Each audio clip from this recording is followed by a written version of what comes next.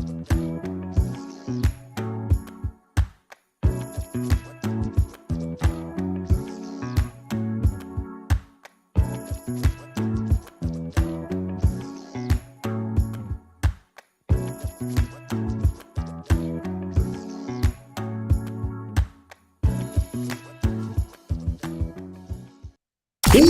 up, everybody?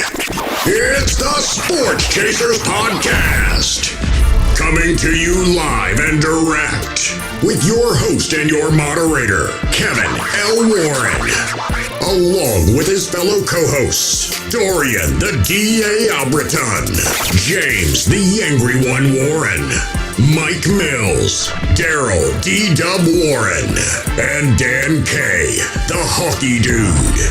This is a real sports podcast for real fans. This is a sports podcast with no hot takes, no narratives, just real, unadulterated sports talk. Please be advised that there may be some colorful and explicit language. The Sports Chasers are the defenders of the fans. Now, here's your host and moderator, Kevin L. Warren!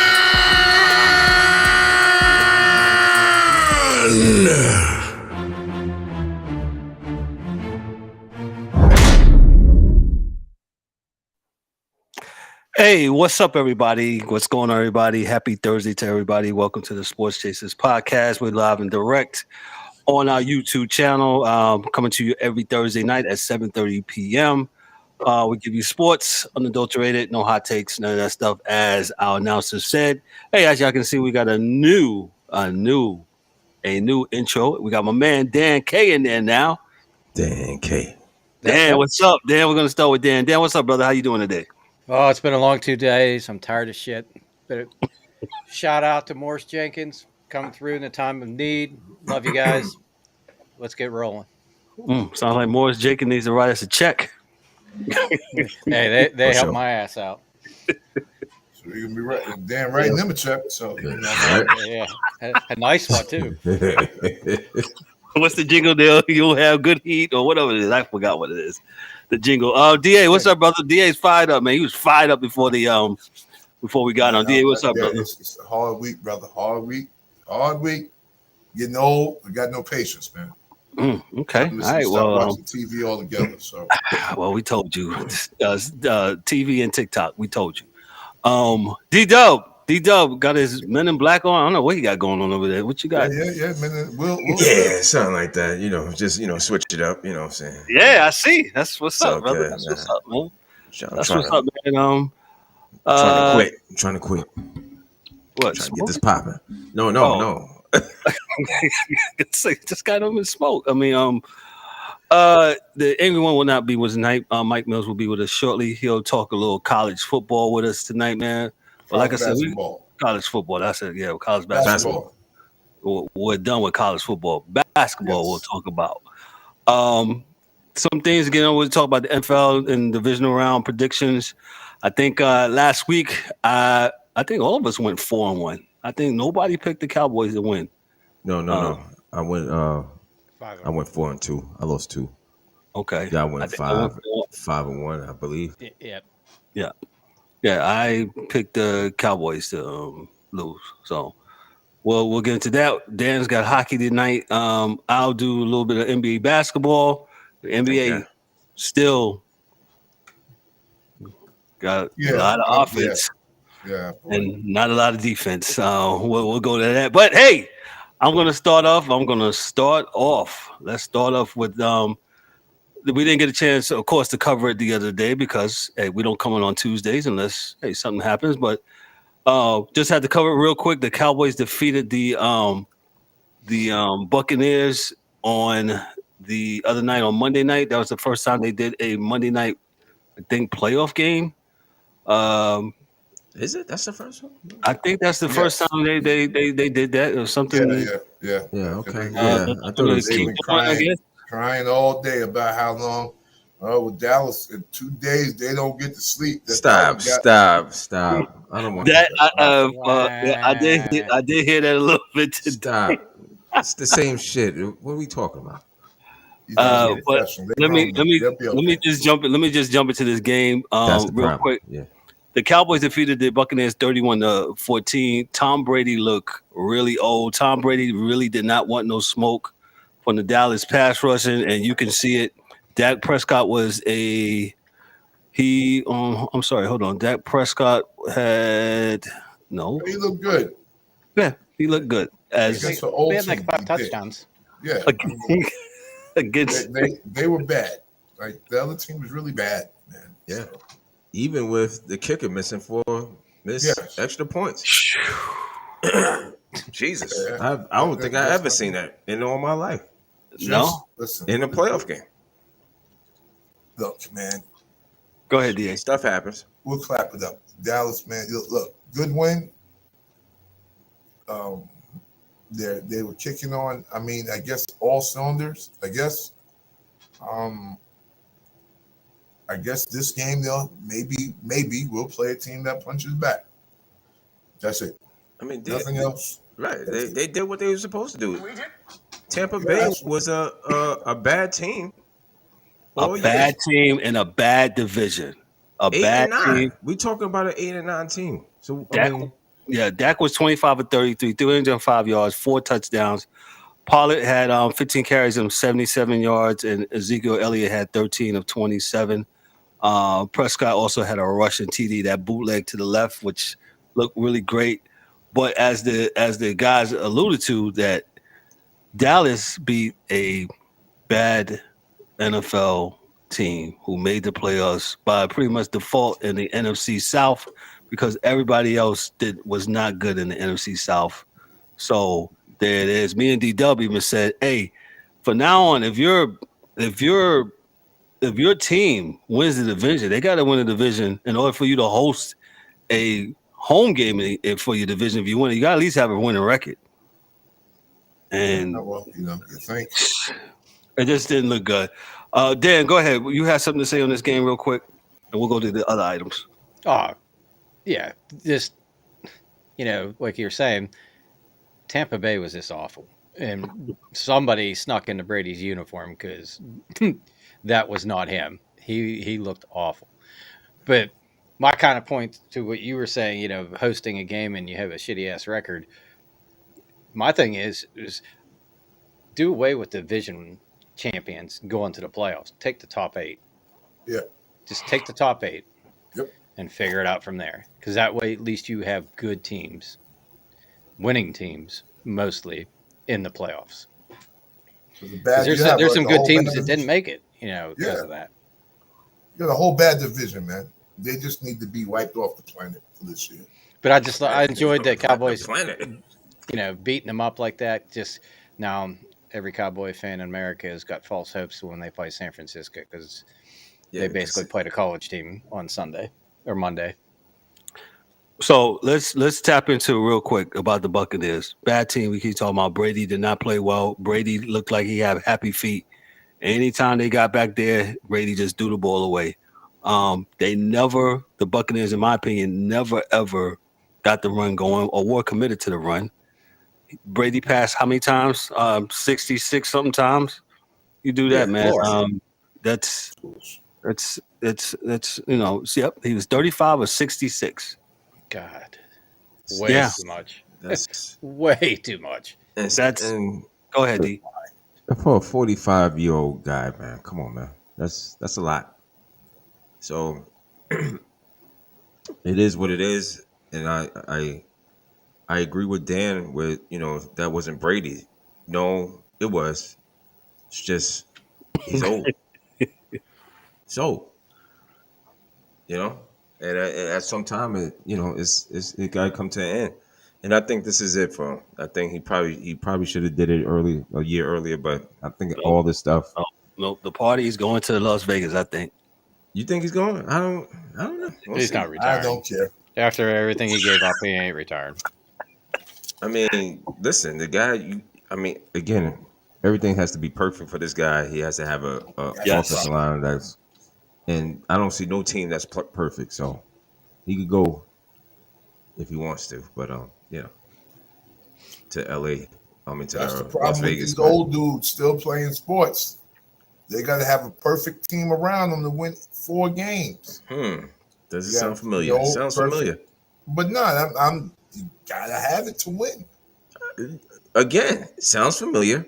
So I've seen it in another sport where you have to have the perfect team. You just can't do it, man. And it's not, why, I just can't. So when we talk about greatness, I don't think it's fair to the fan base and everybody else on the team, man, because you got to be perfect. Like you can't let a blocker get past you if Tom Brady's behind you because he doesn't run.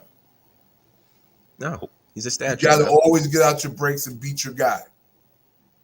Dog, there were times back in the days where maybe Edelman didn't beat his guy, but Brady had the arm there where he would fit something in, and try to make it happen. I'm glad you said that. So, I'm glad you said that because Monday night you seen the ball was going down to the ground. He could not get that ball to the receiver like he used to. There's no zip on that ball. No zippers, it ain't shit. What's that? Nothing. The ball, he just doesn't have it. I'm sorry. Anybody looking at that game, you've seen the same thing. There's nothing about, if only we had. No, he doesn't have it. Doesn't have it. It's over. Not going to have it. It's over. But he's not going to have it. So let me go to this story here from Josh Alper of NBC Sports.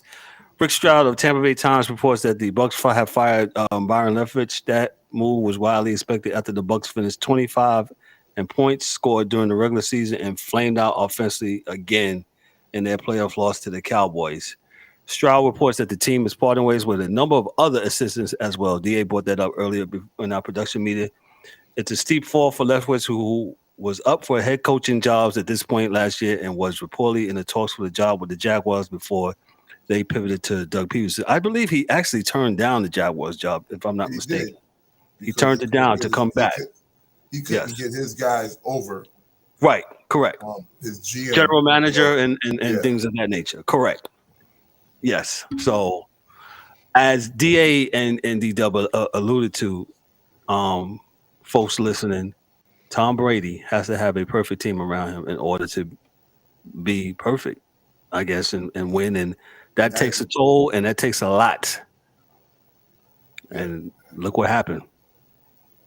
And I don't even think that's just to be perfect. I just think it's he needs to have a perfect team this year to win like 9 games, man. Like, it's hard. Everybody else is getting better too, man. Like, I'm not sure what these talking heads on TV even think about it. Everybody else is trying to get better as well. So, with that being said, would you think no one else is practicing? So, right. So yeah. So there's a lot that Tom Brady and Aaron Rodgers. Look, everybody else is trying to get better too every year. So, we're just not going to sit there and wait for you to get old and still beat us. Like, that's not going to happen. And also, I don't see how Leftwich is the problem all of a sudden. A lot of it was injuries. They had a ton of injuries. Thank you. Thank you, Dan. Yeah. The whole damn offense is injured. Okay, so they're all old.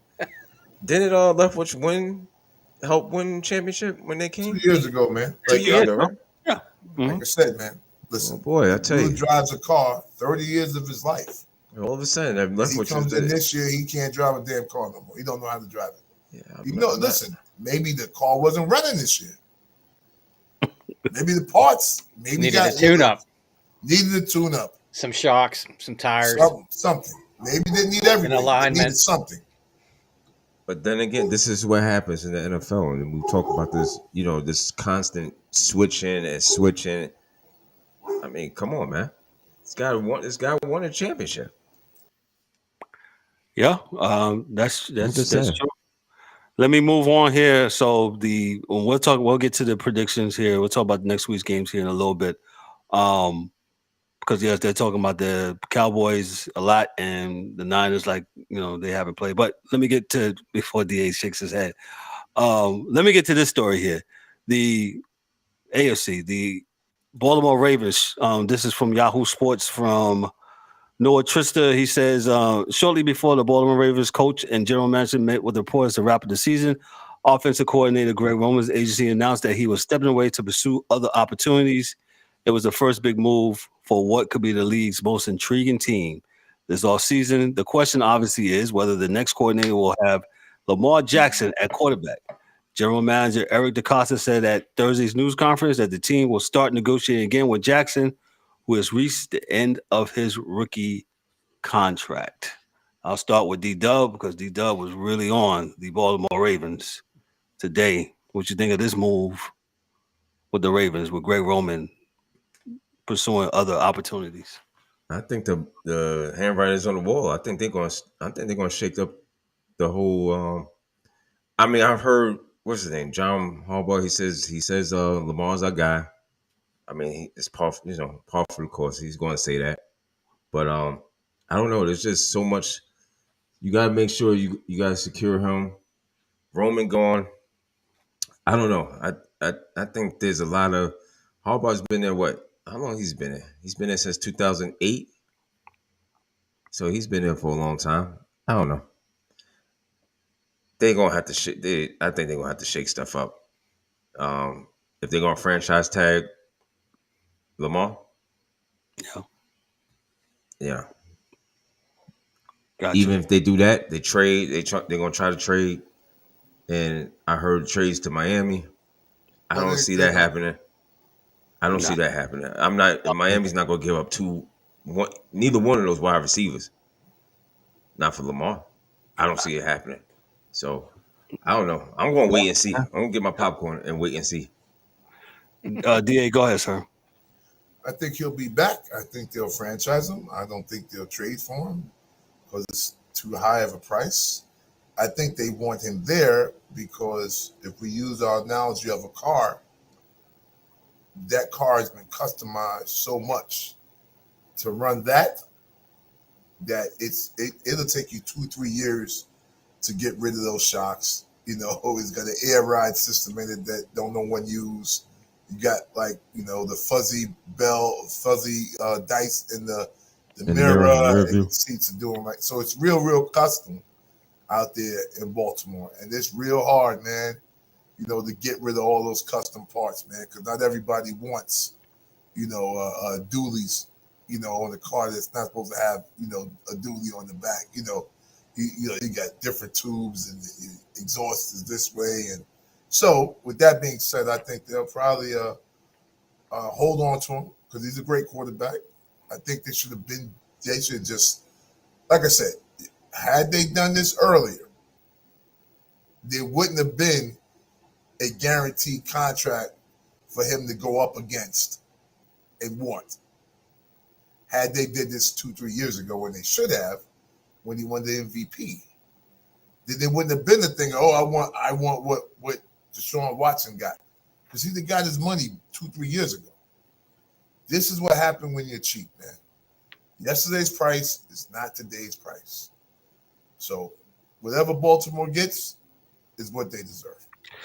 So you say that's a fair, and that's a great point, DA. I didn't even look at it from that point. Had the Ravens come with all the fairness, you're right. Because now he's looking at, I want Watson's money. I want Kyler Murray, and whether we and I've heard this all week. Oh, they should be looking at Baltimore. They're a business too, and I get it. But Baltimore messed up, like you just said. That just came to me, D. Thank you, D, for DA for bringing that out. They should have started the market price themselves, so he can't come back and say, like, hey man, we gave you what the market price was at the beginning. We had nothing to do with what the Browns give and what Arizona gives, because at the end of the day, the Browns and Arizona are where they at, right? Organizational wise, because they keep on doing dumb stuff like that. Bad. It wouldn't have mattered. It would have been done. Right. It wouldn't have mattered. If you'd have paid the kid after he won an MVP, come on, man, let's keep it real. Every other fucking football quarterback that wins the MVP, if they're in the middle of a contract, they get another contract. You don't have to negotiate after you win an MVP. All right? That was 2-3 years ago. Goff got money for doing nothing. Less. Went to Super Bowl and lost. That's a whole fact. Carson Wentz got money. 2 years in. Come on, man. The dude won MVP. They should have paid him. They were cheap, and they fucked themselves. That's it. End of the day. They got that when your wife comes to you later on, like, listen, I told you should have just paid the guy. That's exactly what you got. That's a good one, D. Yeah. That's exactly what you got. They should just pay them. You know? That's a drop the mic moment. Yeah. Should have just paid him. Dan, who's about dying over there. Dan, this is in your division with the Steelers. Your thoughts on the whole Lamar, Greg Roman, all this? Well, I think I'm going to have a different opinion, I think, than most here, because I think the fuckery is going to continue. You take in the guy that designed the offense for Lamar resigns. So now you got to bring somebody else in. Yeah. How many people run that type of offense? Not a lot. So is he going to be wanting to come back to play for them? Probably. 2, Baltimore's cheap. They don't very pay. Cheap. They've always been cheap. Yeah, so they're not going to give him that guaranteed money. I in my hearts of hearts, he's either a franchise and plays one more year and goes somewhere else, or they trade him this year. And I wouldn't be surprised to see him go to Atlanta. Interesting. I haven't heard Atlanta. Yeah. Oh well. Yeah. Home Depot. Blank spends money. Home Depot. Yeah. That's a good one, man. Because I didn't think about blank. Blankety blank spends a lot of blank. Good job, Dan, on that one. Yeah, I didn't think of that. You got a lot going on there, and it's just not getting him signed. You need to get somebody that can run the offense that suits him. And not only that, and they got young wide receivers, so they don't have to pay nobody. Now, they got a bunch of rookies. One coming off a rookie season, and he's pretty good. The London kid. Yeah. So we're gonna spin the wheel one more time here and see if we get $1 on the Price is Right. So, what happens if Derek Carr decides he wants to play for Baltimore? Dan is a host and moderator. There you go. I'm just thinking, like the big name quarterbacks that are out there. Yeah, that's not going to cost what Lamar's going to want. Not at all. Yeah.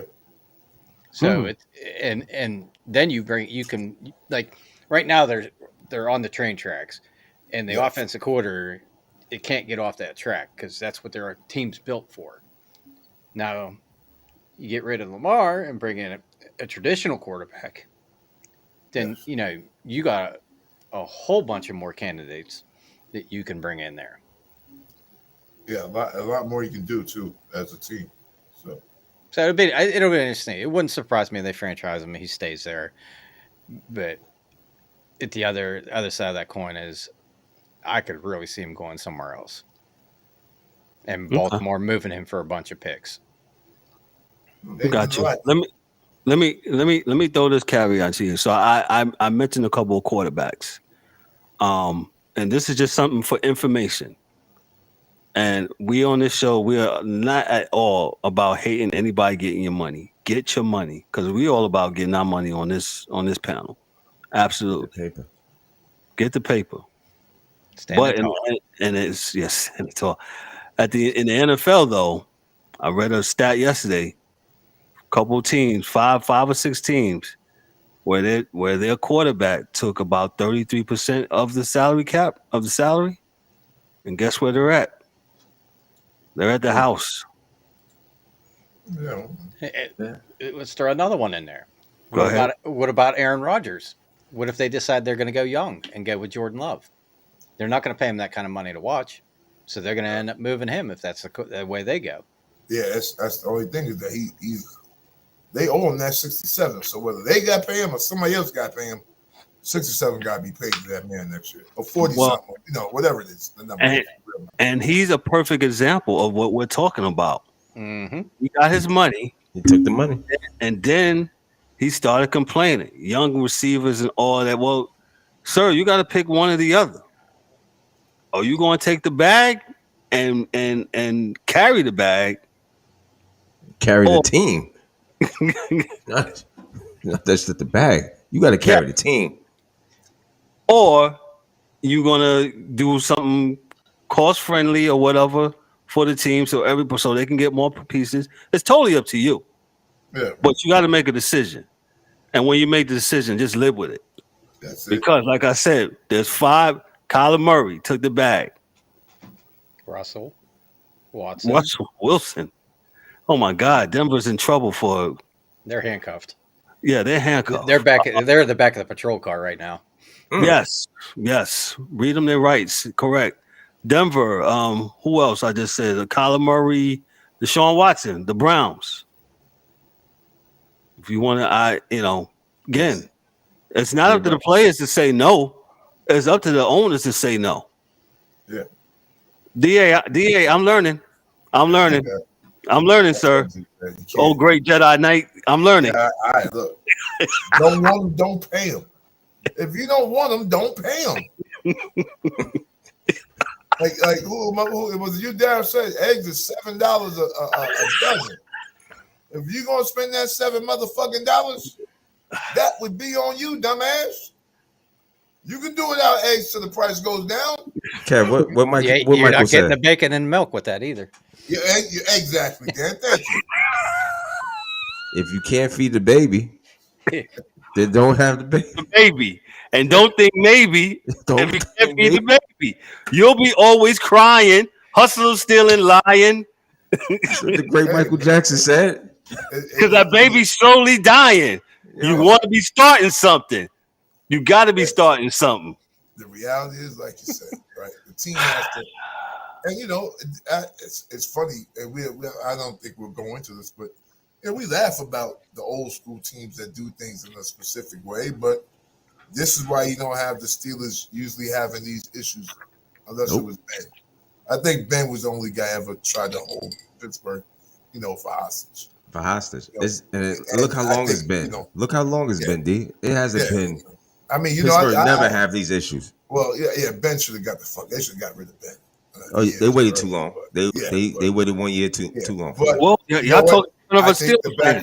I'm like, but I think the backup. I think the backup quarterbacks at the time weren't good. Was it good enough? Yeah. So it's good. If there was a Kenny Pickett then there, Ben Ash should just bounce, man. That's why it's their business to draft. They didn't have a Kenny Pickett. They had a correct. Rudolph the Red-Nosed Reindeer. Yes. Rudolph. Yeah. But that's why it's your business as a team to look down the road, and that's Landry the problem. Jones. They don't look down the line. You got to look at every year. You got to look even in the beginning of the year. You're supposed to be looking down the road to see what can happen, what you got, what you don't have. I mean, now they had homeboy that was just playing for the Titans. Oh, Dobbs. Yeah. I'm serious, man. I like him, man. But he never really got a chance. But going back to, since you were talking about my Steelers, we had young receivers and we had a young quarterback, but we still had the same record as Green Bay. Yeah. So, like you said, you waste all the money on one person, you don't have anything. So we're at the luxury now that we got Pickett on a rookie deal. Rookie deal. Pickens isn't on a rookie deal. Deontay Johnson might play one more year, or he might be done after this year. It'll be tough to see what they do with him. But they got a couple young tight ends that are really good. You got Najee Harris under his rookie contract. So they were smart. They're like, look, we don't have the offense right now. We can't blow teams out, or we can't score a ton of points. So what they do, they paid all the defensive guys so that they could stay in games and keep them close. It was a rocky start last year. Mitch did his best, but, the offensive line was young, no chemistry. But that's kind of like where the Steelers are. So by the time that they got to pay Harris, Pickett, Pickens, and all these guys, 2 years. Then that'll be the end of probably Mika's career. Yeah. Or maybe even TJ. Just depends on his injuries. It depends on his injuries. But they played the shell game. They moved the money to what they need at the moment. Smart though. And when they got to pay the offensive guys, then we're going to have some no names playing cornerback. That don't mean they ain't good though. Yeah, I mean it's just the way it is. But that's where like when we talk about, and we'll do this in the off season, but that's where I believe that scouting and those guys on your team are the most important dudes for any organization. Because you know what the Jets don't have to do? Pay Sauce Gardner for 5 years. He's going to be a Pro Bowler for the next 5 years. He's in the Pro Bowl this year as a rookie. And he'll be there in the next 5 years. Yep. For free. For the free. Capology. Yeah. Learn about it if you're going to be a GM. Let me free. Two other football items. D-Dub, you wanted, since we're talking about the Ravens, John Harbaugh. Go ahead. I mean, my thing with John, they got to get the situation together, man. John Harbaugh hasn't. What's that record that I had mentioned? 2 in his last 2 playoff games in the last 10 years. Yep. Is that correct? I mean, yeah. I think with all this going on, he has to get some type of held responsible with what's going on with this team, because you still at the end of the day are the coach. You made the decision to have Mr. Dobbs go over the line, and that's your decision. Yeah, he didn't make it, but that's your decision to, instead of handing the ball off. I think he gets away with not getting criticism over these years, and he's only won 1 Super Bowl. So, I'm just saying. But with Super Bowl worth 10 years, man. Easy. Worth 10 years.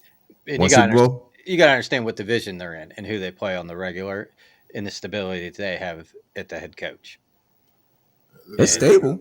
So they're trying to, emulate the same things, because that's a winning franchise. It's stability, whether it comes from the owners, your GM, your head coach. If you have stability in that, you can change coordinators. That's a fact, but I just think that he goes unscathed with no criticism. You know what I'm saying? That's what I'm saying. I'm not saying not to fire the dude. I'm just saying that he just. Well, I'm sure he gets torched in the Baltimore news. Yeah, I'm sure they get him there. I also think that he too needs to be. Well, it's not his personality per se, but sometimes he needs to be a little bit more committal on some things. But he is a CEO, right? And I worked Fortune 500 companies my whole life, and CEOs are not committal. Those are the guys that can say the speech and say a lot of something, but absolutely say nothing. Mm-hmm. And it's like, okay, cool. Because at the end of the day, where are we at? Nothing is different. And we don't believe anything's different about that situation than we thought a month ago. They're not going to let Lamar go. They're going to probably franchise him for 2 years, right? And if they have to, 1 year is probably what they would want to do, so they can kind of set up the infrastructure to bring in another quarterback. And because like Dan said, if you bring in a new offensive coordinator, then this guy has to be a guy that does what Lamar does, right? Now, that being said, I don't think Lamar does anything much different than anybody else does nowadays, right? Because everybody's athletic, right? So there are 5 quarterbacks in the right now that run the read option that are in the playoffs right now, right? I think only Purdy and Joe Burrows does it, right? Because I've seen Mahomes run it, Hurts runs it, Jones does it, Allen does it. So Dak does it. Everybody does it. So it's not like, you're bringing in someone. The thing is, they need a guy that can help Lamar. And it's not the throwing to me, because I think he throws the ball good now. It's just there's something missing. There's just something missing. Because when he has a high-powered offense, the defense isn't right. When he has a high-powered defense, the offense isn't right. Mm-hmm. So they have to figure out a way to kind of bring everything back to the delta, to the middle. They need balance. Play. Yeah, they have to bring things back to the middle from a financial and player perspective. So you may have to get rid of some names and, scout and get some kids that can really just play that you don't know from anywhere. So I think that's kind of what they need to do. So, Gotcha. Let me talk about his brother real quick. Sorry, Jim Harbaugh. Jim Harbaugh it's been said that he's going back to Michigan. After it looks like nobody is nobody breaking down the doors for him? Yeah. No. Yeah. So I do not recall. Yeah, I do not recall. I do not. Tell him. So he's going back home, huh? I'm coming home? Yeah, he's going back home. He's going back home. Who's got it better than us? Nobody. That's Jim Patrick. Yeah. Jim is returning. Looks like he didn't have no suitors or whatever. The reports are out that he called the Panthers. David Tepper didn't call them. He was like, "Nah, we good over here. We ain't trying to check for you." But I can see it. College guys. They might get the itch and go back, feel a little bit more comfortable. So, good job. What'd you say? I don't know why you want to leave it. Yeah, that's it. That job is that head coach in the college town. Based on the way I see it, man, there's no better job. You run everything. You got to put up with some inconveniences, but we all do. But come on, man. You beat Ohio State twice in a row. You're good. You are good, man. Yep. You just got to get your booster to get that NIL popping like they do in the SEC, and maybe you can win some games. Right. Yeah, but is he going to get suspended for a few games? Maybe some sanctions? Do what you got to do. Yeah. The whole thing is he's impeding the investigation. Yeah. Because he don't remember anything. That's right. He said, I cannot recall. I bet you he remembers TCU. Damn. That was low.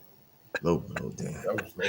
Dan, since I'm gonna give it to you so I can go to hockey. If you got anything else on Jim Harbaugh, gee whiz. Go ahead, Dan. It's on you, Dan. I'm absolutely finished. Dan, what we got for hockey, man? My Rangers were losing to the Bruins last time I checked. Yeah, they still down 2-0. Igor's getting lit up a little bit. A wee bit. Yeah. Oh, he snowed him for the second goal. I wonder if they call that back. Nope. The dude went to stop in front of the net and sprayed snow on Sisterkin when the shot was coming. Wow. and it went right past him. No, we'll get in real quick. We'll just go through the top 10 of the power rankings or whatever. Not a lot of change here, and then get into some of the teams.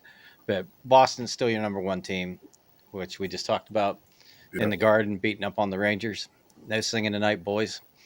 Number 2 is Carolina. Number 3, they have Tampa. They've been playing well of late. Toronto's 4. Jersey's 5. Dallas is 6. Winnipeg 7. Knights are 8th. They kind of dropped a few spots. They kind of cooled off a little bit. And then number 9, we got the Seattle Kraken, which that's crazy. They've been playing really well. I mean, they cooled off a little bit, but they played, I don't know, they won 9 or something road games in a row, which is crazy. And then they got the Rangers at number 10. Here we go. But here's the crazy shit. Boston has played 44 games. They've lost 5 times. 35-5. Jesus Christ. 35-5 and 4 overtime losses. Yep. They have 74 points in 44 games. January 19th. Yes. I mean, just crazy. And then like Carolina, they kind of cooled off. Like because Boston right now is 8-1-1 in their last 10. Carolina's 5-3-2. They're in second in the East with 62 points. And then you got the gaggle of Toronto, Jersey, Tampa, all within 61 points, 59 points. But yeah, the other crazy thing with Boston is their goals for and against, they're plus 75 goals. Wow. 75. The next highest team is Dallas at 35. So they got them double. Wow. Yeah, they're playing on an unreal level right now. And Boston, if I'm not mistaken, they lost in the second round to Carolina, correct? Was it the second round or first round? Might have been the first. First round, okay. Whatever, Lackey. But you see that, right? Yeah. Shout out to Brother Lackey, man. Thank you, man. Dan's new name. leave me alone, Napoleon. But actually, tonight is actually a fairly decent night for games. So you got Boston and New York playing. You got Winnipeg and Toronto playing against each other. You got Minnesota and Carolina playing against each other. You got Nashville and St. Louis playing, and then New York Islanders and Buffalo playing. And then we got some stinkers. You got Chicago and Philly playing. That's doesn't matter. But actually, Philly's been actually playing well. I don't know. I'll get into my buddy here in a minute. Oh, God. And then you got Columbus and Anaheim playing, which is But later on, you got Tampa and Edmonton, and you got Seattle and New Jersey playing. That should be a good game in Seattle. But yeah, the Torts, he's at it again. So I saw this. I can't even remember where, but he banned the iPads from the bench. Wow. Jesus Christ. During the game, you can pull up the iPad and kind of see what happens. See what happened. And he's like, "That's done and over with. We don't give a shit what happened. You need to worry about your next shift." So he banned him. He banned them from having him on the bench. All right, Dan. Listen, I can understand with Tort. Well, no. Yeah, nah. That's kind of old. Yeah, he's stupid for that. Yeah, why? I mean, because your next shift is coming up anyways. Not only they're watching the fucking a soap opera, you're checking for a second, see what happened, boom, put it back. And I will say this. Go ahead.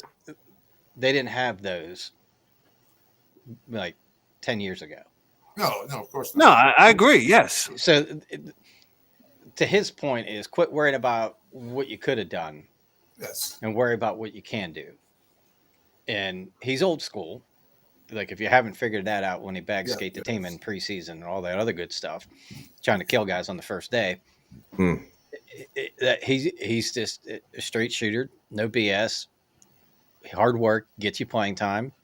And if you don't play well, you don't play.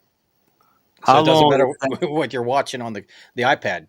It don't How matter. long is this going to last though with Tortorelli though? For real. With how kids are now, how this generation is now. How long is that going to last? Go ahead. DA had a question. Go ahead, DA.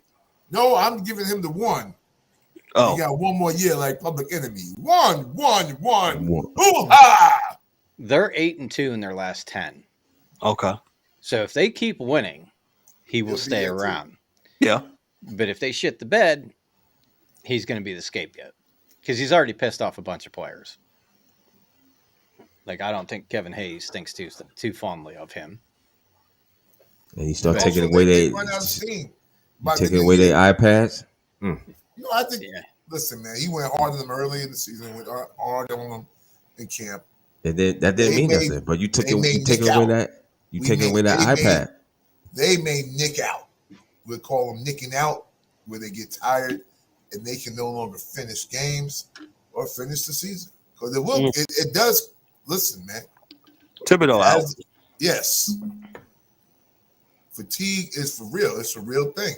So, And maybe they get better. They get better towards the end of the season because now they are conditioned.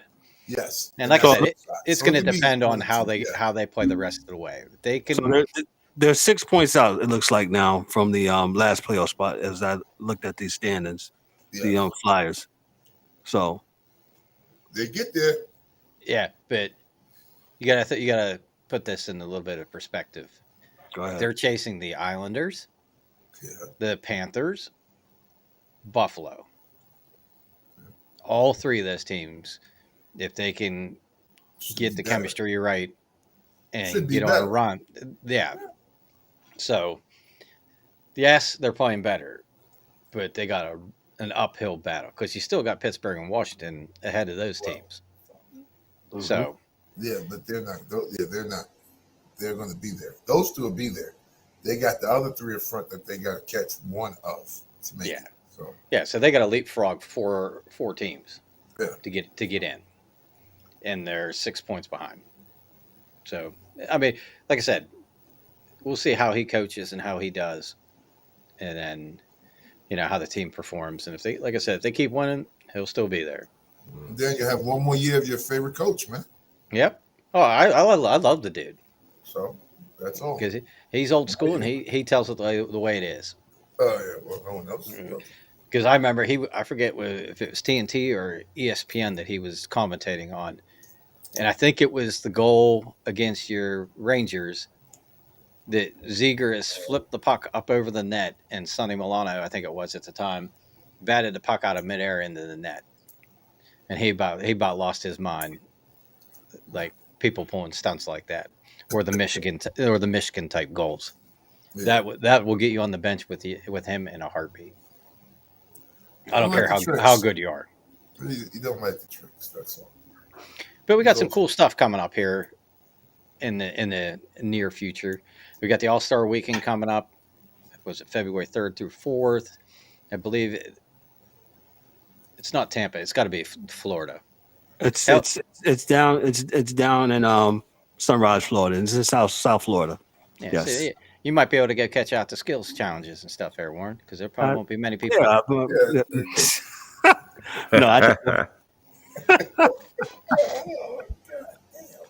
I'm just saying. But then a couple weeks after that, here in Raleigh, they're going to have the outdoor game with the Caps playing the Carolina Hurricanes, and they're playing that in was it Carter Finley Stadium, NC State's football stadium. Oh, okay. I haven't looked into prices, but my daughter was telling me that they were a bit pricey because I was debating on going to that. You got to walk 8 miles to the parking, so just know.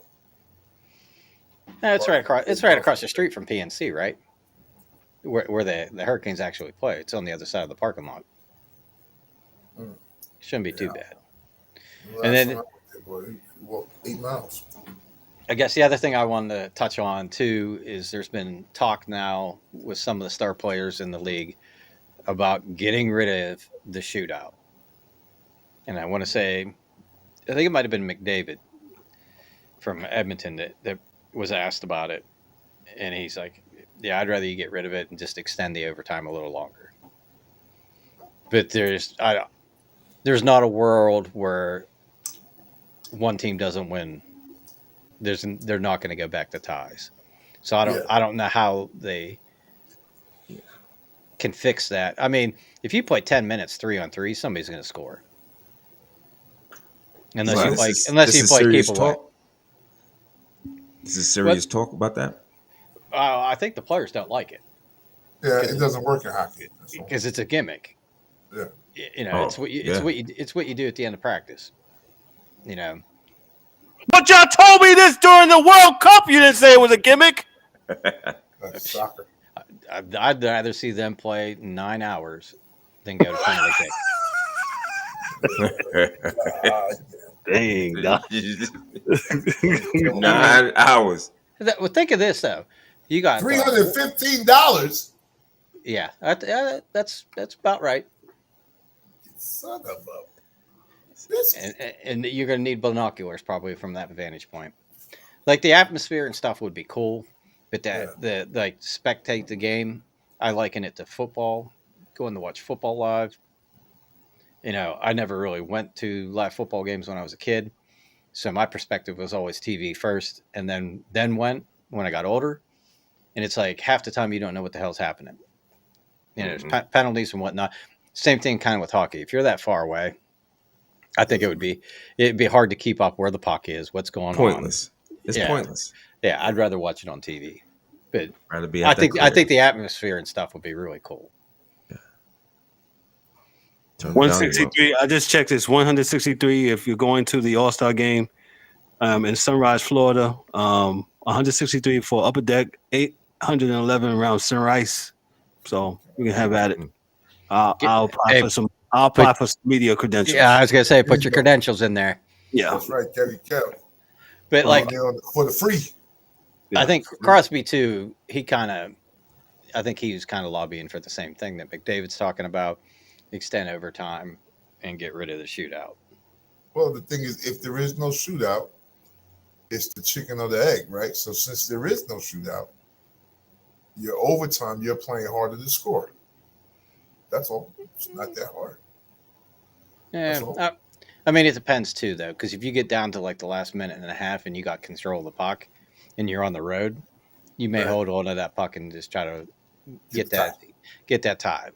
And that I know they don't want ties, so they got to come up with something. Like, I don't know, play 10 minutes, and if nobody scores, go 2-on-2. Just keep on until somebody gets gassed and tired. That's where the playoffs are the ultimate best, where you play until somebody puts the damn thing in. It's at 9 hours. Yeah, I've watched. Hey. What was it? I think it was the Flyers and the Penguins played. I fell asleep and woke up. I woke up in the fifth overtime. And watched Peter Nedved score tonight. Yes, boy, getting old. That wasn't too long ago, right? That was getting old or something, boy. Yeah, that wasn't too long ago. Hey, listen. You guys go to bed. I'm gonna watch the rest. Yeah, they played like almost 3 games. Got to go to work the next day. You all shit backed up. Yeah, he's like, I feel like I do now. Work, cursing everybody out. Yeah. Hey, you want some coffee? Yeah, goddamn coffee. Fuck out of here. Then anything else? I see here where Stamkos got his 500. Steven Stamkos got his 500 regular season goal the other night. Passing. Well, he didn't pass anybody. Your thoughts on that, real quick? Agreed, Vlad. I was busy reading that. Excuse me, up in the corner. But what was the question again? I said Stamkos got his 500th goal.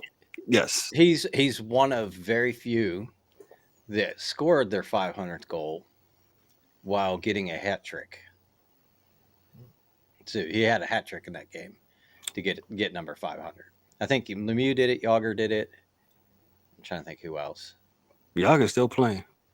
But there was like, I think yeah, he is. He's playing for his own team over in the Czech league. Jeez. Oh, I know what the other thing I wanted to touch on real quick. So I saw this on one of the hockey feeds that I get, and it's basically the Mount Rushmore for most of the teams. Granted, Vegas and Seattle aren't on there because they haven't been, around that long. Correct. But I know you guys are Ranger fans, so I was going to ask what you thought of the Rangers 4. So we got Henrik Lundqvist, Brian Leetch, Mark Messier, and is it Rod Gilbert? Oh, Rod Gilbert. Gilbert. Yes. I thought it was possibly that was it. Yeah. But that's hockey legend. He's a legend. Yeah. But that's the 4 they picked for you guys. And then I kind of agreed with I'm thinking like mostly like the older teams that I watched playing when I was a kid. But like the Islanders, I kind of agree with this one. You got Potvin, Trottier, Bossy, and Billy Smith.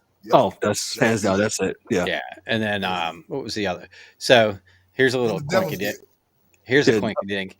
I think this is the only guy that's on here twice for 2 different teams. But back in the heyday of the Oilers, they got Gretzky, Messier, Coffey, and McDavid.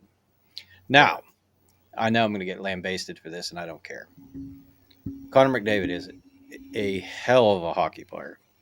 Sounds like a butt. But The other three won out. What was it? 4 straight cups. Yeah. What's he won? Besides maybe a playoff series. Okay. I mean, that's kind of like this going back to the NBA 75. They putting greatest players, putting people on there who's still playing. I don't agree with that. As DA says, let history tell the story. McDavid's story hasn't been told yet. And that's my thing. It's like a lot of these names that are on here for all the different teams are guys that won cups. And, some of the, like Tampa Bay, they still got guys that are Stamkos, Hedman, Kucherov, and Martin St. Louis. So 3 of them are still playing. But they're relatively those were their best players when they started winning. For the longest time, they weren't that great. Like LeCavier, I could see him being on there because he was their captain and a big influence the first time they went to the Cup, I believe. Right. But I just thought it was, it was interesting. So you got, I can get down with this. You got Brodeur, Scott Stevens, Patrick Elias, and Scott Niedermayer. Okay. Yeah, that's it. Yeah. That's the 4. What about the Red Wings? I was going to try to do the original 6. Okay, go ahead. So Detroit, you got Gordie Howe, Yzerman, Lidstrom, and Ted Lindsay. Okay. So I could get with that. And then you got Montreal, which this is kind of the opposite of some of these other ones. You got Maurice Richard, Jean Bellino, and Guy Lafleur, and Patrick Wall. So basically all theirs are, besides Wall, are like 70s. Older. Yes. Yeah. Like the 70s era. I'm trying to think. And then Boston, you got Bobby Orr, Ray Bourque, Eddie Shore, and Phil Esposito. Is Patrick Wall on 2 teams? For the Avalanche and yeah. He should be Avalanche and yeah, he is. Yeah. You got Sakic, Forsberg, Waugh, and Peter Stastny. That's right. And you said the Bruins had who? Esposito and who else? Eddie Shore, Ray Bourque, and Bobby Orr. Yeah. And fans, if you don't remember, Esposito played with the Rangers also was a Rangers announcer for a long time. Phil Esposito, yeah. And Buffalo's is kind of interesting too, because you got Dominik Hasek, Gilbert Perreault, Ryan Miller, and Pat LaFontaine. LaFontaine. They had old school names. Oh, yes. So they had the two goalies on theirs. And then, like Chicago, you got Stan Mikita, Bobby Hall, Tony Esposito, and Patrick Kane. Okay. That last spot. There's a lot of guys that could have took that last spot, man. I was thinking Dennis Savard. Yeah. A lot of dudes. And then like Washington too. I thought they had some good players back in the day. Like I get Ovechkin, but like Backstrom, Bondra I can get with, and Rod Lackwood. No, D. No, D. Not you there, Dan. I'm sorry. D-Dub sent something in this chat. Nope. Go ahead, Dan. I'm sorry. Yeah, I'm not clicking that. Like, no, don't. It's got the magic word in it, and I don't. It's gonna make you upset. Nope. Just that name. This is Dan's moment. It's the hockey segment with Dan. The name alone in that title is enough for me not to open. Those all. You just whoosh, So flush that down with the boot. You did Chicago and. But that's really all I had. No, that was good, man. Thank you for that. That was. Hold on. There's a team I'm thinking about. I'm trying to think. So we did the Whalers. We didn't do the Whalers. No. So that would be Carolina, correct? Yeah, yes. Carolina / Hartford. But Ron Francis, Rod Brandamore, Eric Stahl, Cam Ward. Did Ron Francis go? Cam Ward. That's it. Did Ron Francis? Did he move with the team? Did he move to Carolina, or he was only in Hartford? No. So we fleeced Hartford back 90 maybe, but Zarzalapski, and I forget the other dude we sent to Hartford. When we got Alf Samuelson, Ron Francis, and somebody else. Alf Samuelson. Wow. Rangers. And then we won the cup shortly thereafter, Mhm. like the next season or so. Yeah, that was some fleecing there, sir. Yeah. Yes. But I'm trying to think if there's another team that I was. I was a team out. I'm not thinking about the Kings. I could care less. Dallas they got Stars. Well, yeah. So you got Dallas/Minnesota. Yeah. You got Modano, Sergei Zubov, Yuri Lettinen, and Eddie Belfour. Yeah. Eddie Belfour's on 2, right? Or is he just one? No, because they got the three old guys: Makita Hall and Esposito and Kane. Okay. Yeah. All right. But then Calgary is interesting too. You got Jerome McGinley, Al McInnes, Lanny McDonald, and Mika Kiprusoff. I'm sure there's got to be somebody else that should be there besides him. And then like St. Louis, you got Brett Hall, Al McInnes again, Chris Pronger, and Bernie Federico. Chris Pronger, dang, what's the name I haven't heard in a little while. That dude was such a beast when he played. Man. 6'6". On skates, he looked like a fucking giant. And he played mean too. Oh boy! No free rides in his corner. Oh man, yeah. He puts you on the boards and leave you there. Put you right in the crack of the glass. Yeah. Come back for another shift. Yeah, still trying to whittle out. So his elbows were like head height though. Most of the guys that played. So, and that's before they started calling all these shots to the head and all that stuff. So, yeah, it was a little bit different era when those guys played. For sure. I think they should do a Mount Rushmore of fighters for each team. Yeah. You know, it's funny. Like there would be 4. Like you could find 4 for every team that everybody knows. I'm just thinking Philadelphia, St. Louis, Detroit, Toronto. I mean, Wendell Clark, Ty Domi. I mean, some bad dudes. Yeah, and his son is playing with what's his face? Chicago, correct. Yeah, I feel bad for him because they're not very good. Yeah, I feel bad for him because I figured growing up was a motherfucker. So that's what I thought. Like growing up was like, oh god damn. No, Dad, it was A. His dad will. Oh my god! Like when him and Probert used to fight, man, go back and watch those on YouTube. It's not the greatest quality, but you want to talk about like a 4-minute fight of people just chucking them. I mean, just throwing to put the guy's teeth out of his mouth. Yeah, well, you know that's what the sport was. I got no problem. Yeah, yes. There's some good ones. That's what the sport was. 100%. No longer what it is, but. Yeah, we're going to give you another minute on hockey, and then we're going to move on to college basketball. Mike Mills cannot be with us. I said I'm good. Oh, you're good. Okay. Yeah. I don't want to take too much time.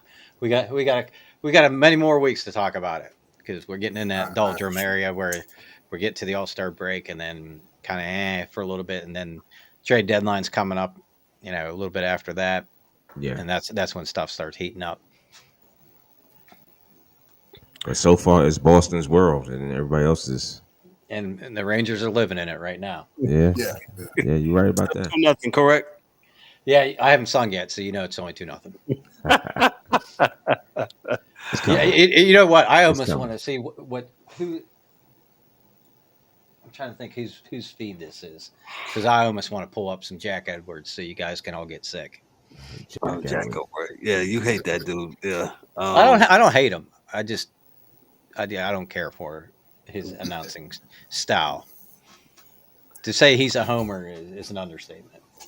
I mean, if you go ahead, I'm sorry. Just the whole Boston thing just remind me of a little video short clip I saw, and it was just from the other night, and I think Boston played Philly, and they drubbed them. It was 6-0. But Foligno got called for a penalty. And you know how they do the thing at center ice and they make the call or whatever? Right. he come rolling up, and the referee. Yes, I saw that.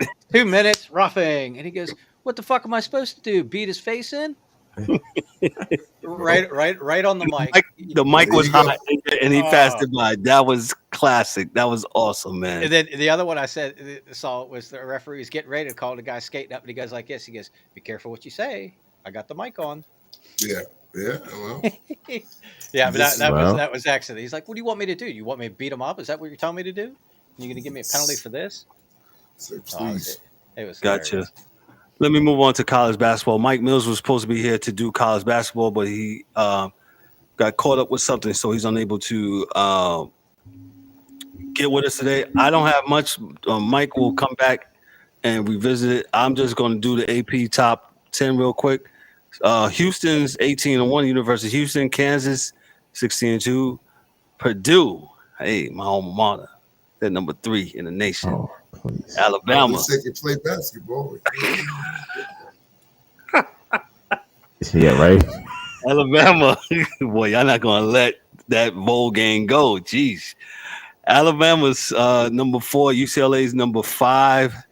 D-Dub's favorite team, another TCU. Gonzaga, number 6. Texas, Anyway. Xavier's number 8. Tennessee's 9. Virginia's 10. Arizona's 11. Iowa State, they had a big win against, I want to say Kansas the other night. They are 12. 12, excuse me. Kansas State is 13. TCU, 14. Connecticut is 15. Auburn, 16. University of Miami is 17. Charleston, 18. Clemson's 19. And Marquette will round out the 20th spot. So, hey, go ahead. Kev? Yeah, go ahead. The good thing, I mean, and I got to be honest, I haven't watched a freaking game this year, not one. Yeah, we don't. First of all, let me put this disclaimer. We don't lie about here talking about we watched that. No, as I said, Mike Mills was going to come on here and say what he's going to say about college basketball because he's our college basketball guy. So, with that said, I probably watched one college basketball game. So we don't come on here lying talking about, yeah, we watched it. No. Nope. Go ahead, I ain't got nothing for you. So, I want to say that, I've been out really since my son stopped playing D1 ball, right? So, but it's good to see that there's a change, right? So there is some, right? So now, you got Houston. Kansas is still a blue blood, but Purdue they're good some years and not good. Alabama, SEC team. UCLA is an old school, used to be good, but they got some cats in that team I seen go. Gonzaga's usually there. They're just not there at the end. Texas is a good team. Xavier, Big East. Who would have thought, right? Tennessee, Virginia, Arizona.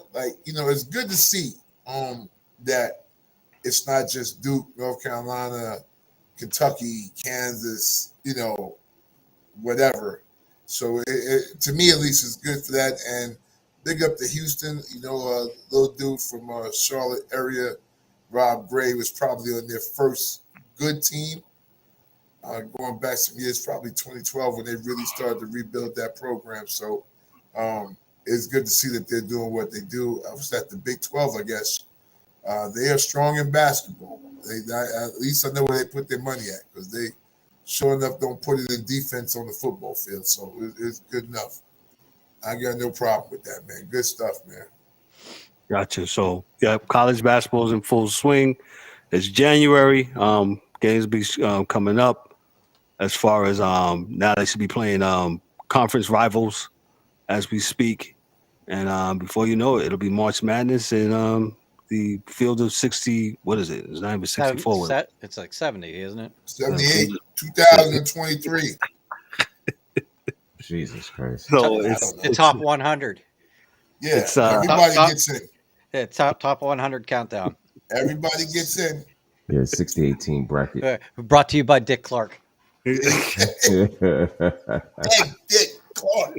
There you go. Everybody's in. NBA, I don't have much for the NBA. NBA is doing the NBA. I do. Oh, go ahead. Go ahead, DA. Listen, DA man, has something on the NBA. I like to see the Joker doing what he does. I wish he'd play some defense, but he doesn't. I wish we would. I think the East is probably, it looks really strong on the East side. Like there's a lot of good teams in the East playing. My biggest problem, and I can't really go much further because I don't really watch many games here, at least whole games, beginning to end, because I've seen these kids play defense before. And when I watch dudes just move out the way and ole a guy to a layup, I'm not sure what I'm watching anymore. And this is where I think the NBA gets it wrong. And I will be very brief. And I will quote Jack, what's his name? Kellerman, that's his name? Kellerman on ESPN? Max Kellerman. Max. He said Jack. Right. Yeah, Max. Right, sorry. Jack McGee? I'm sorry. Yes, Jack Kellerman. Yeah. Max Yeah, Kellerman. we won't get in trouble. We call him Jack, right? So Max Kellerman said, listen, you can have a sport on every corner. Baseball on one corner, basketball on one corner, football on one corner, and hockey on the other, right? And it can be all really good games on all four corners. And the fight breaks out in the middle of the street. Everybody's going to turn around, leave those games, and see the fight, right? My analogy is this. If both teams are not playing offense and defense, it's not a fight. So after a while, people will stop coming to watch it. You have to have the fight. So NBA, whether you believe it or not, people are going to stop watching because there's no fight, man. All you do is come on every Thursday and talk about how bad the NBA is. I shall continue to do that weekly. All right? The defensive scoring average in the NBA has gone up every year. In 2000, it was 102 points per game, and now it's 113 to 14 points per game. Yes, the guys are more skilled, they're bigger, fat, whatever you want to say, which is a lie, because they're not any bigger. Average height back in the days of 6'6", it's 6'6" today. All right? That's just what it is. Now, they may be more skilled or whatever you want to say, but why are they not more skilled in defense if they're more skilled? Don't practice it. Don't practice it, they'll play it.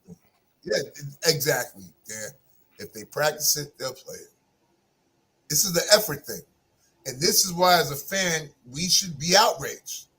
Because defense is effort. And they don't play defense. So they don't put in effort. For the money you're paying to be there every week, whatever games you're going to, or the NBA ticket or whatever. Yes, yes. I am down with Stan Van. Keep spitting. Spit, Dan. Stan. Keep spitting, Stan. Stan, spit on him. So this is what DA is alluding to what Stan Van Gundy said. 90s, and I just put it here on the screen. 90s NBA teams had just a trainer and a strength coach. They practice more often, hard, and play more back-to-backs. Teams now have huge medical and performances staffs and values rest over practice. Yet injuries and games missed are way up. Load management. They used to fucking smoke cigarettes and play games and played 82 in the 70s on the plane with smokers. You see more D at the YMCA than you do in the NBA. Whoa. That's right. YMCA D. Dang. LA Fitness D. Nope.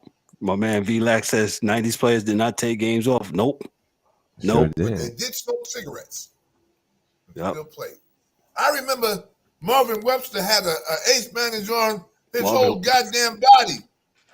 I thought he was a fucking mummy. He scared the shit out of me. All right? In the game, couldn't bend his knees. Ball went out of bounds, he had to crawl to it. Come on, man. These dudes are clowns. And you got some dudes saying to me, listen here, oh, and this feels good because I'm going to break the most coveted record in the sport of basketball. No, it's not. Because if it was, everybody else would play 20 years to break the goddamn record. All right? Well, titles, man. Dudes quit. You win 5-6 titles, you quit. Yeah, I got 5 titles. Yo, you only played 5 years. Oh, that's enough for me to get in the Hall of fucking Fame. Well, it's not a team game. It's not a team game anymore. It's a me game. Yeah, well, I don't have 100%. To play 30 years to get the damn scoring title. I'm old. I'm tired. I'm 35. I quit. Because it's all this fantasy bullshit. That's why I quit playing fantasy stuff. Because you quit caring about teams. You just worry about what your player does, and then you got your players. All they're worried about is what their stats are. I'm gonna say. Well, I'm gonna say even before fantasy, I just think now more casual fans are more fans of players than of teams. That is a whole fact, especially with the National Basketball Association. I never even knew what that meant. You know, we said in the 80s when you was a player, when you was a fan of a player, right? Get off his sack. Yeah, we would say that absolutely. Yes, that was it. So VLAC is right. The NBA changed the rules right when we don't say that. Hey, VLAC, we don't say this person's name. We call him Buddy. When Buddy came into the league to cater to the offense, no hand checking, etc. You're absolutely right, bro. You're absolutely right. And this is why we can't. This is why I can't even talk about trade stuff and actual games, because we always come back to this point, even to where our NBA contributor, Ryan D'Souza, came on last week.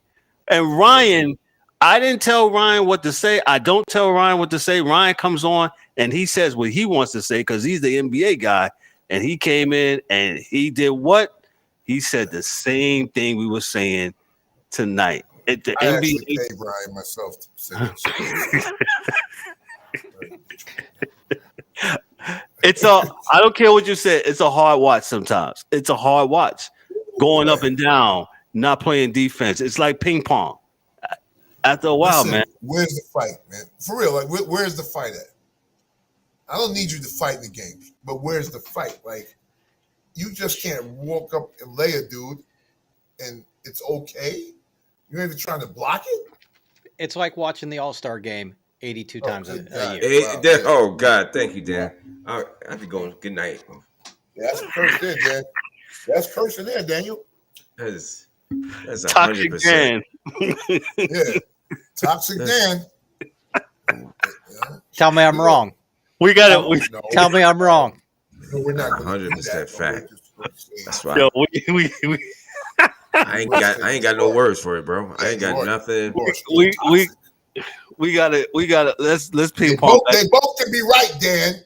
You can be talking facts and still be toxic. Shit. Let's transition. Let's transition back to the NFL.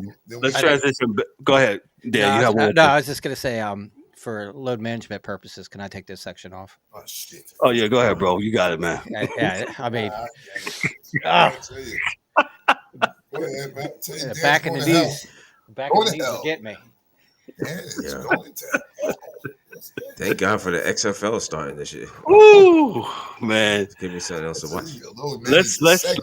Let's go to this.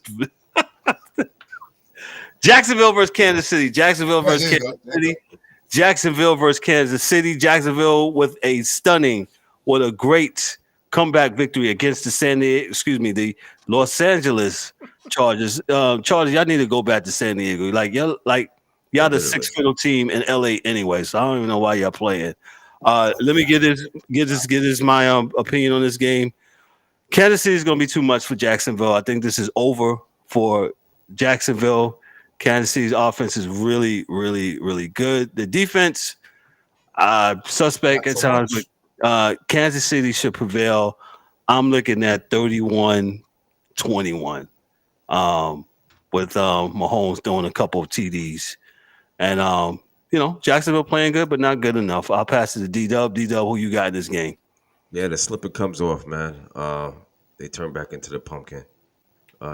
Kansas City wins this by all, Jacksonville's good, but, they're playing good. I don't think they got enough offensive power to get past Kansas City. Kansas City with the W. Gotcha. Um, the hockey guy, the toxic Dan. What? Who are you tonight? Toxic. What your thoughts on this game, man? Yeah, we got. TD.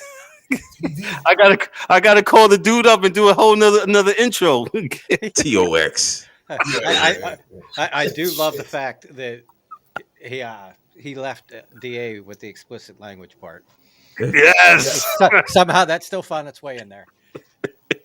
Sorry, I'm trying, Mom. I'm trying. I'm just the hockey guy. I don't know shit about football, so I'm gonna go out on a limb here and just because I just think it's possible that Kansas City's overlooking this game to who they're gonna play next, and I think it's gonna be a close one. Just for shits and giggles, I'm gonna go Jacksonville, like 24-23. Okay, gotcha. DA, who you got in this game, sir? Oh, Jacksonville, because Kansas City's defense ain't shit. Oh, you didn't see that video I sent you, huh?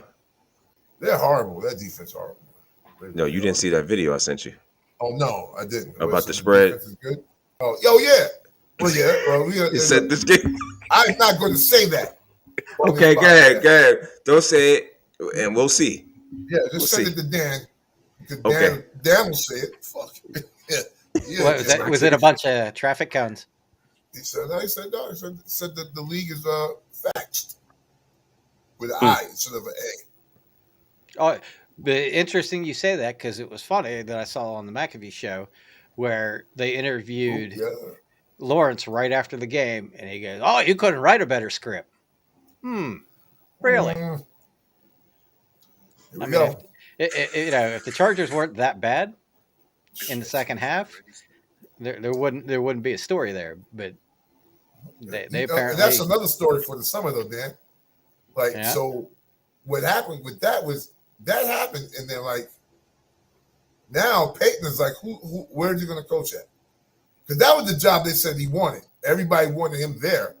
Facts. He's not going to Dallas. No one wants to go to Houston. So I guess Peyton will be back on TV. Is that it? I bet Carolina. Oh yeah. They ain't gonna pay him. It's too much for him. He's not going to take that cheap roster shit that they do in Carolina now. So nah.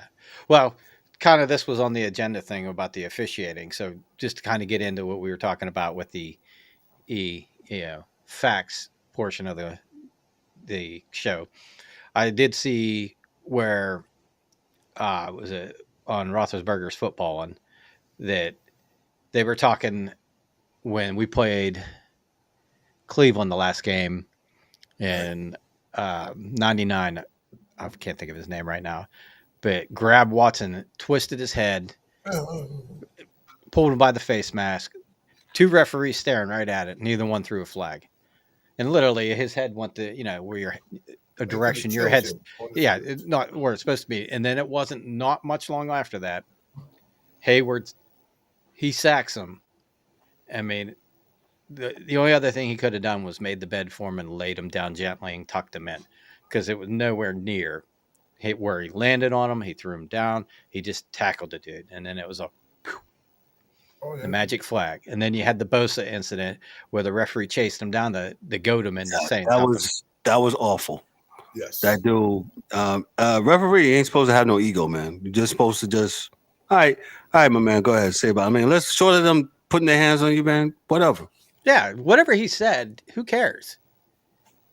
I mean, you're not there to take shit personal. You're just supposed to make the calls. And when it reminds me of the jackass that's in baseball.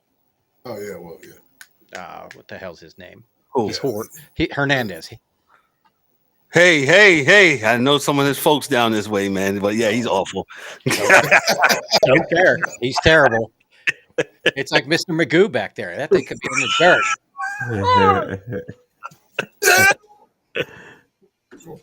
What are you looking at? Yeah, he's pretty bad, man. Go ahead, Dan. No, that's all. Okay, gotcha. Like this, how you get these phantom flags that change the course of the game. And and thank God that roughing the passer that the Giants got the other day was Didn't awful, cost but them. it didn't cost them. Didn't But cost them. But yeah, it was awful. that was a Bad. bad call for the Giants. I forgot when I he think got it was hit with Lawrence. the Yeah. Lawrence when he got hit with the roughing the passer. It was nonsense. All he did was spin him around. Yeah, And he landed on him. The Yeah. quarterback actually Cousins landed on him. So, you know. I'm with Lackey. He says give the quarterbacks flags on their waist. Absolutely. Because it's getting to that point. Put skirts Where on. I get it. You're trying to protect the quarterback. But geez, man, it's you got to give the defensive players a chance. And that's why scoring is the way it is. And that's why to me, in my opinion, that's why it's so much easier to come back in the NFL. And that's why the angry one said on 4th and Short on Monday, hey, if I'm a team, I'm up by 30, I'm looking to keep scoring. Because I don't know. Yeah, you never know. You got to just, I mean, sportsmanship. Man, this is professional football. They get paid millions of fucking dollars. Yeah. I'd rather bury them and be able to watch the fourth quarter than have to play a tight game and then lose and have the Chargers, their season's ended on that. The sportsmanship is kind of gone, especially when you're playing for this type of money and you're getting paid. That is kind of out the window. But who am I? True that. 3-0. 3-0. Yeah, we're gonna lose this game. Yeah, Rangers gonna lose this game. Ooh, and you're on the penalty kill too. Let's go on to the 8:15 game. My New York Giants travel to South Philadelphia to face the Philadelphia Eagles. The Eagles are the best of the National Football Conference of the NFC. They got the bye. Giants are currently 4.5-point underdogs against the Eagles. I'm thinking and I'm believing and I'm picking the Giants to win this game 24-17. Yep. Giants going to run the ball, control the ball. That last game they played against the Eagles a couple weeks ago, Giants didn't have nothing to play for. And the Jalen Hurts, he's just coming back from injury. So we'll see. D-Dub, what's the Giants going to do, my friend? 22-17. I think the Giants can win this game. But the Eagles has been the best team all year in the division. But normally I would go with Philadelphia. I would probably go with Philadelphia. But the Giants played really, really, really, really well. I think if they ball control and hold Hurts off the field and do run the ball. Run the ball. And not Daniel Jones running the ball. Yeah. I don't need Daniel. Yeah. No, we don't need that. But if he has to, do what you got to do. But I would just keep this guy off the field. Keep Jalen Hurts off the field as much as you can. And I think that this is a winnable game for the Giants. This is not going to be divisional here. Saying they're going to get blown out. I don't think it's a blowout game. I think it's a close game. And Giants can. It's a game the Giants can win. So I'm going to pick them. Gotcha. DA, who you got, sir? This game, the Giants and the Eagles. Philly. Okay. Philly. Giants, man, played a good season. Got a good team.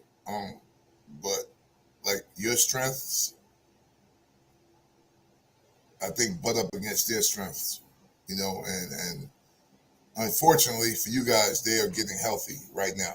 So the part of their defense that was lacking the last few weeks was their run defense, and they didn't even play Jordan the last 2 weeks. He's been healthy, coming back from the injury. So they got Jordan, and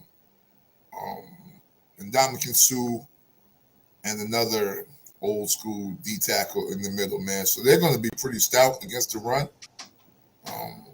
which is the part of that they were lacking in the last few weeks based on them being unhealthy, and now they're getting healthy. So I can see that part. You have to beat them throwing the ball, and I don't think that's going to happen. So that's why I take Philadelphia. Gotcha. Dan, who you got? All right, before I get into this, D-Dub, Yo, give me the breakdown how you got the 22 points. yo, extra, 2-point conversion, bro. Okay. I mean, that was just, usually That's a it's, wild number, right? 22. yeah, How do you it's get like usually 22? 21, 23, 24. It just threw me off there. I was just 22. curious. This game, in my opinion, has the potential to probably be the best game of the entire weekend. Because the thing of Philly, Hurts is coming back. He's getting over an injury. But just like Kansas City, I think you get to that point where you had that week off. And does that help you? It gets you healthier, but do you come out flat? Right. Or do you come out executing like you've been all year? That's the big if in this game for me is how does Philly come out? But they're both very similar. They both got quarterbacks that can run. They both can move the football. And like, I'm just going to go with Philly just because they've had the better year and they're playing at home. Yeah, I can see. But this could go either way. And like I said, I think this might be the best game of the weekend. Gotcha. I hope so. We got the two Giant fans picking the Giants, and you got the Steeler fans picking the Eagles, and you got the Niners fans picking the Eagles. So should be a good game. I'm just hoping for a really good game on Saturday night. That game's at 8:15. The Giants and the Eagles. Let me go to the next game before we get on out of here. The Cincinnati Bengals face the Buffalo Bills. Bills beat the Miami Dolphins last week. I think they should have handled them a little bit more, but they let the Dolphins stay in the game. But the Bills were able to pull it out. The Bengals needed a 94-yard scoop and score from their lineman on a goal line defensive play for them to win their wild card game. This game is going to be close, I think. The Bills secondary leaves to me much to be desired. I think Joe Cool will go into Buffalo. I think they're going to win this game 28-24. 28-24. DA, I'm going to pass it to you on this game. Go ahead, sir. This will be real quick, man. Cincinnati going to blow them out. I'm telling you, I was not impressed with Buffalo, and their defense is not that good.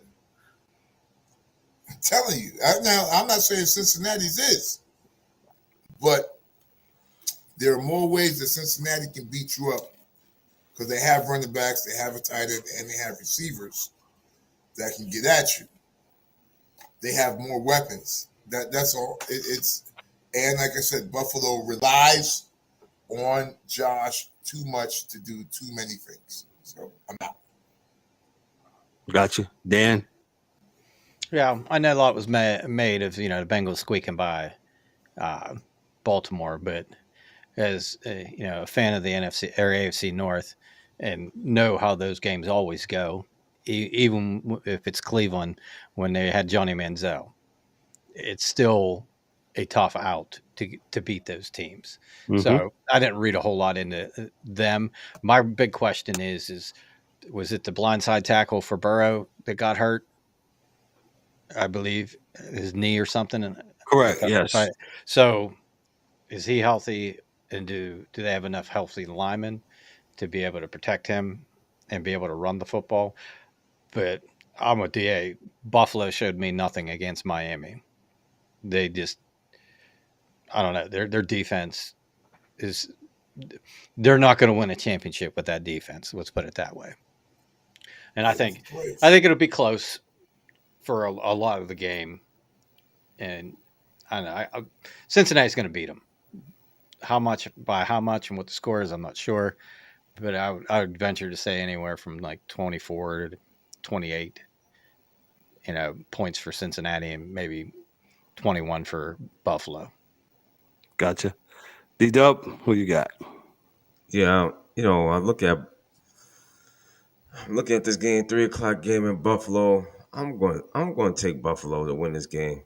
I think Cincinnati's the whole offensive line is, I believe, is in some type of has some type of injury or something. They're used to that though. Yeah, They ain't been good that in 2 may be the years. chase, but I don't know. It just depends. Yeah, I'm gonna go Buffalo here, man. I can't really a score for you. I mean, Buffalo did not show us nothing. Neither one of these teams really. So I mean, something's got to give. I'm going to take Buffalo. Buffalo's been, you know, riding the wave and been doing their thing for, you know. So I'm going to go Buffalo here. Okay. Gotcha. And then we're gonna move on to the last game of the divisional play weekend. We got, and that game's at 6:30 p.m. on Sunday. The Dallas Cowboys travel to Santa Clara to face the San Francisco 49ers. I'm gonna pass this one to DA. This is his team, the Niners. Who you got, DA? Us. Huh? Pretty simple. Us. Us? You're gonna elaborate on us? We're going to play defense and run the ball. We're going to keep Dak off the field. I think my team is going to come out hard this weekend. I think they're going to feel disrespected. Yeah, we are the favorite, but all week, no one talked about us at all. So it's all about what the Cowboys going to do, what their defense going to do, what Dak going to do, what he need to do. Do. That's what they But are. the Cowboys will only have 6 days of rest, and the Niners will have 8. Hey, That they get is paid. They got paid for their 6 days. Come to work. That's all. Come to work and play, fellas. That's all it is. You got paid like we got paid. Come on into work and let's do what we do. That's all. That is it, man. That's it for me. I'm gonna let the defense play, and hopefully we can do what we do all year. Same thing we did all year. That's all. That's all. Gotcha. I'm picking the Niners. The Cowboys, as I reiterated earlier, the Cowboys played a squad that was 8-9 and was the best of the worst as far as divisions go in the NFL this year. Niners will win this game. Yes, sir. They will. Their Cowboys are playing a better game. I mean, a better team. And the Niners will show them that they are superior than that. They will run the ball. They play defense. They will get after Dak. Dak didn't have to face no pass rush or no pass rush last week. None. That was a free. That was actually a free game for Dak Prescott. Oh, I mean, that was absolutely. He wore a red shirt. I mean, really, he did. It was really. It was absolute.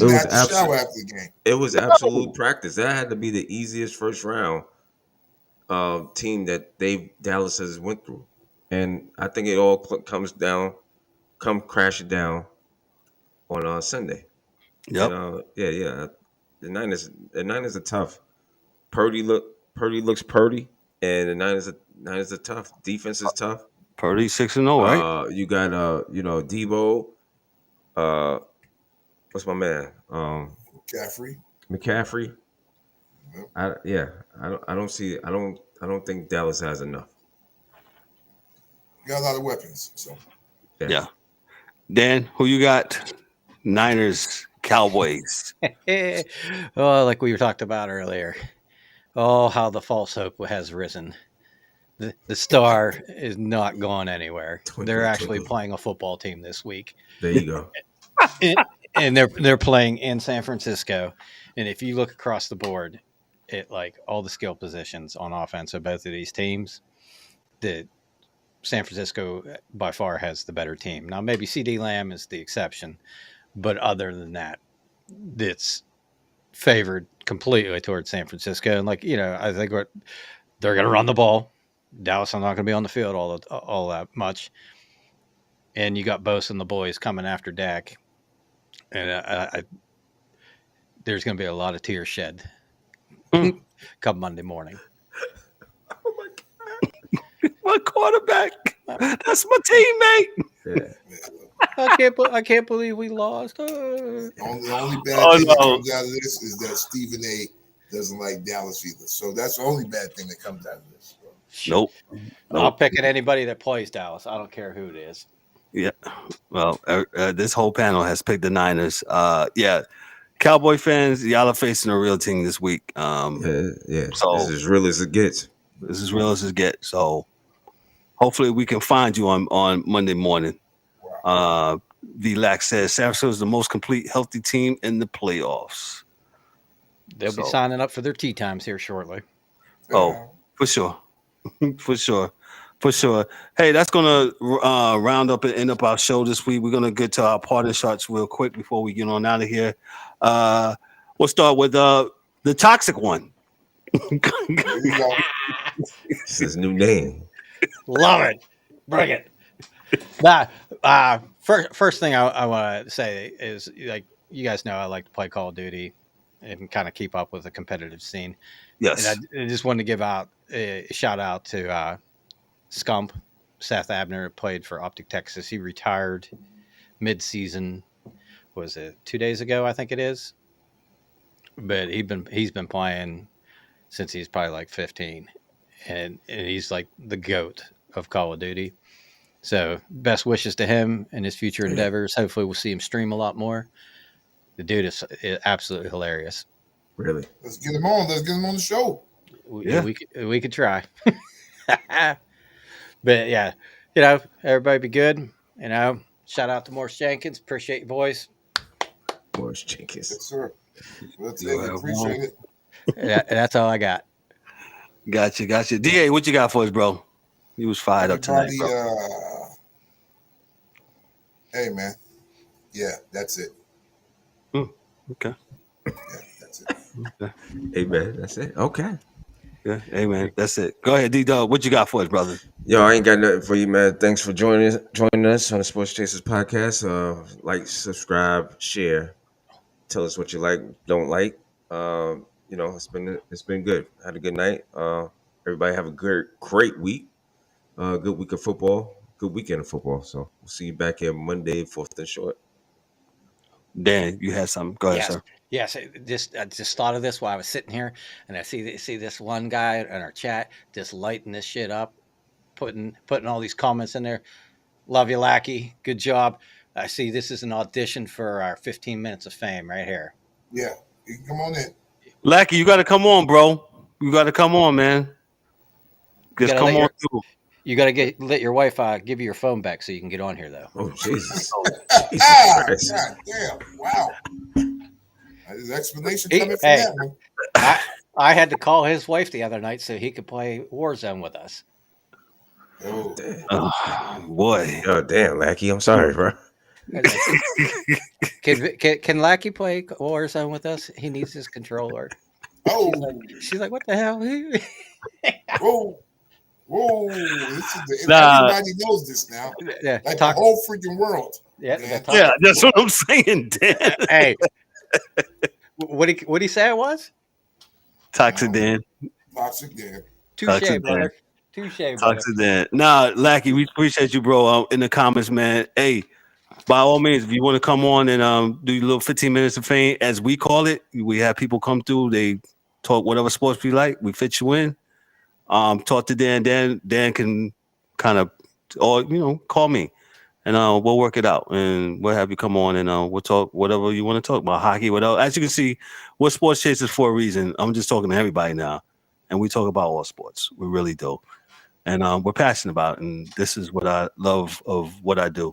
I actually call Thursday nights and Mondays therapy session for me because I love to talk about sports, and not a debate show. Shout out to those that do debate, but we don't.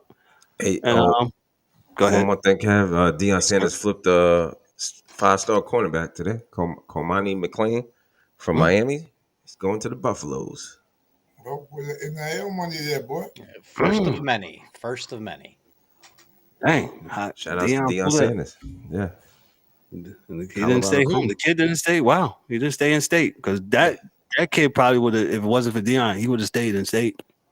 So. Yeah, because it's cold in Colorado. So. Yeah. Oh, they said it's not that cold. That's what they said. Fuck yeah. All right. Hey, man, I'm just reporting what they telling me. And yeah, I've been out there. It's cold. They said it's not that cold. It's a different type of cold. Oh, no, it's cold. Yeah, well, maybe it is, but it is cold, bro. Yeah, man. Yeah, man. Getting back to the super fan segment. If you want to be a super fan, hey, go on our website, sportschaserspodcast.net. There's a guest form page. Fill it out. You can come through and fill out our little form here. Hey, you come through 15 minutes of fame and you can talk sports with us, man. Hey, we got some other real thing real quick. We got the merchandise, the Sports Chasers merchandise. Check out what Dan got on his hat. Our hat, sweatsuits, sweatshirts, cups, mugs.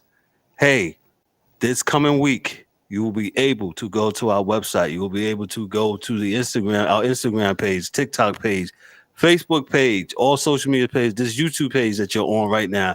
Click on the Shopify button, and support us. T-shirts, hats, mugs, you name it. It's going to be on not name it all, but the basic stuff. T-shirts, sweatshirts, hats, mugs. For now, we'll be on there. Support us. We'll also be having a little money thing on here. Daryl, what's that called? When you put the I can't think of it right now. Donation. Well, Patreon. Yeah, not Patreon, but a little donation button here in a second. We're working on getting that thing. Hey, support us so we can increase this production. If you've been rocking with us for the last 4 years, you notice how we came from from echoes on the microphone and it was sounding real crazy, not live, till now it's good, but we want it to be great doing this thing, man. So support us. That's what we're trying to do. Appreciate each and everyone that has tuned in on my Facebook page, on the Sports Chasers Facebook page, my Facebook page, on the website, on YouTube. Thank you. Appreciate each and every one. I don't have anything heavy. A shout out to Mike Mills and the Angry One in their absence tonight. They couldn't be with us tonight. Like I said, I don't have anything heavy. I want everybody to enjoy their weekend. Good games of football this weekend. Enjoy it wherever you at. Be safe. Be careful. Remember, hey, just be a good person. Do some kind. Pay it forward this weekend. And close too much to don't pay it at all. Nope. That's right. I do not have time for that story. Nope. Nope. Hey, on behalf of myself, I'm Kevin O'Warren, your host and moderator. Dan, the toxic one, Danny Hockey Dude. The DA, Dorian Albrighton, Darryl D. Del Warren, Mike Mills in his absence, James, the Angry One Warren. Yo, this is a Sports Chasers podcast, man. Y'all be good. Y'all be blessed. Y'all have a great week and weekend. See y'all Monday on 4 for Sure. Peace.